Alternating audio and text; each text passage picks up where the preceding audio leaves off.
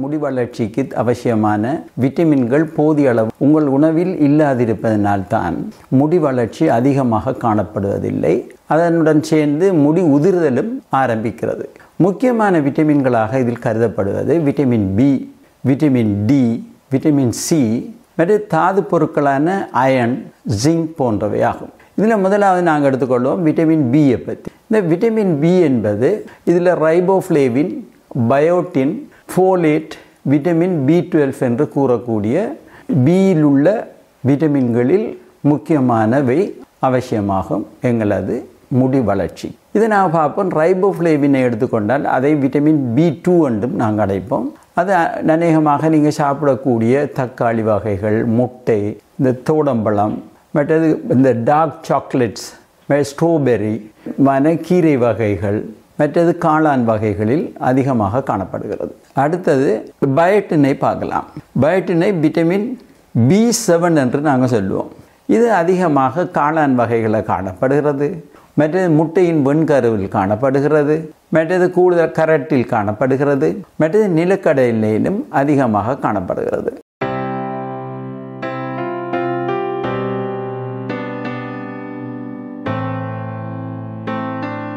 அடுத்த ஒரு விட்டமின் பியில் உள்ளது தான் B9 என்று சொல்லுவோம். B9 ஃபோலேட் என்று சொல்லுவோம், அல்லது ஃபோலிக் ஆசிட் என்று நீங்கள் கேள்விப்பட்டிருப்பீங்க. இந்த ஃபோலிக் ஆசிட் அதிகமாக க்ரீன் லீஃப் வெஜிடபிள்ஸ் என்று சொல்லக்கூடிய முக்கியமாக நாங்கள் எடுக்கிற கீரை வகைகள், சிலதை நாங்கள் சலடாகவே சாப்பிடலாம், வல்லாரை போன்றவை. மற்ற சிலதுகளை சில கீரை வகைகள் பச்சையாக இருக்கிறத நீங்கள் அதிகமாக சமைக்காமல் ஒரு சூடு காட்டுப்பட்ட லெவலில் அல்லது கொஞ்சம் எண்ணெயை போட்டு எடுத்து அப்படி சாப்பிட்டாலும் உடலுக்கு சேரக்கூடியது. அது ஃபோலேட் வகையில் இருக்குது. நீங்கள் சாப்பிடும் முட்டையிலையும் காணப்படுது ஃபோலேட், மற்றது ஈரலில் காணப்படுது ஃபோலேட். ஆகவே இப்படியான உணவுகளையும் உங்களோட உணவில் சேர்த்துக்கொள்ளுங்க. நீங்கள் அடுத்த ஒரு முக்கியமான ஒரு உணவு தான் பியில் உள்ளது B12. அது சயனோகோபாலமைன் என்று நாங்கள் கூறுவோம். மற்ற இது கூடுதலாக பால் வகையில் காணப்படும், மீன்களில் காணப்படும், மற்ற இறால், மட்டி போன்றவற்றில் காணப்படும். மற்றது கோழி இறைச்சியில் காணப்படுகிறது. மற்ற நிலக்கடலையிலையும் B12 அதிகமாக காணப்படும். மற்ற சீஸ்லேயும் இருக்குது இது கூடுதலாக.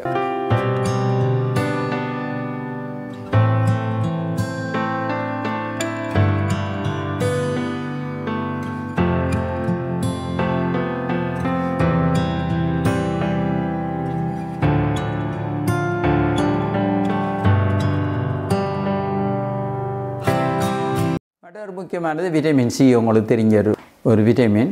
இது அநேகமாக கூடுதலாக பல வகையில் கூடுதலாக இருக்கும். பழத்துகள்லையும் விசேஷமாக கொய்யாவில் கூடுதலாக காணப்படும் விட்டமின் சி. மற்ற நீங்கள் சாப்பிட்ற தேசிக்காய், மற்றது லெமன், தோடை இப்படியான உணவு வகைகள் அதிகமாக காணப்படும். மற்றது இறைச்சிகள் சாப்பிட்றாக்கள் ஸ்ப்ளீன், மண்ணீரல்னு சொல்லுவாங்க, மண்ணீரல் சாப்பிட்டு அதில் கிடைக்கும். மற்றது அன்னாசி, லெமன், மற்றது அடுத்த பப்பாசி இப்படியான பழங்கள் வகைகளில் கூடுதலாக விட்டமின்ஸ் காணப்படுகிறது. மற்ற இன்னும் ஒரு முக்கியமானது விட்டமின் டி என்று சொல்லுவோம். எங்களோட உடம்பு உருவாக்கும். எவ்வாறு நாங்கள் சூரிய ஒளியில் போகிற நேரத்தில் எவ்வாறான சூரிய ஒளி என்றால் காலையில் இருக்கிற இளம் சூரிய ஒளி அல்ல, அதே மாதிரி மாலையில் இருக்கிற சாஃப்டானது அல்ல, மதிய நேரத்தில் இருக்கிற மிக உச்சி நேரத்தில் இருக்கிற அந்த சூரிய ஒளி தான் இதை உருவாக்கும் என்று கண்டுபிடித்திருக்கிறார்கள். மற்றவர்களுக்கு உணவு பொருட்கள் மூலம் நீங்கள் இதை பெற்றுக்கொள்ளலாம். முக்கியமாக கொட்லிவர் ஆயிலில் தான் மிக அதிகமாக விட்டமின் டி காணப்படுது, அல்லது சல்மன் ஃபிஷ்ல கூடுதலாக இருக்கும், மெக்கரல் போன்ற மீன்களில், டூனா ஃபிஷ்லேயும் இருக்கும். பாஸ்டரைஸ் பண்ணப்பட்ட பாலாக இருந்தால் நல்ல. அடுத்து முட்டையில் காணப்படும். மற்றது நீங்கள் சாப்பிட்ற மஷ்ரூம்லேயும் இது காணப்படும். அடுத்த ஒரு முக்கியமான பொருள் எங்களோட ஹேர் வளர்ச்சிக்கு மற்றது குறைபாடு இருந்தால் முடி கொட்டுப்படுறதுக்கு முறைய காரணம் இரும்பு சத்து. இந்த அயன் வெரி வெரி இம்பார்ட்டன்ட் எங்களோட உடம்புக்குள்ள ஹேர் க்ரோத்துக்கு.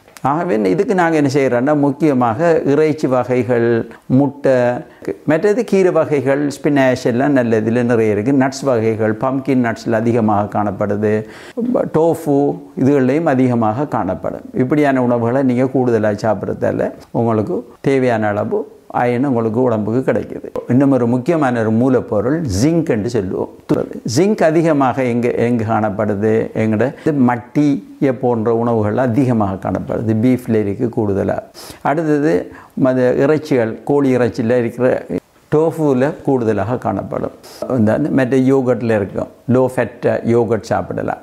இதுகளில் வந்து கூடுதலாக ஜிங்க் காணப்படும். இவ்வாறான உணவுகளை நீங்கள் தொடர்ச்சியாக சாப்பிட்டு வந்தால் ஹேர், உங்களோட நெயில்ஸ், உங்களோட தோல் இவ்வளவும் வந்து நல்ல முறையில் அழகாக இருக்கும்.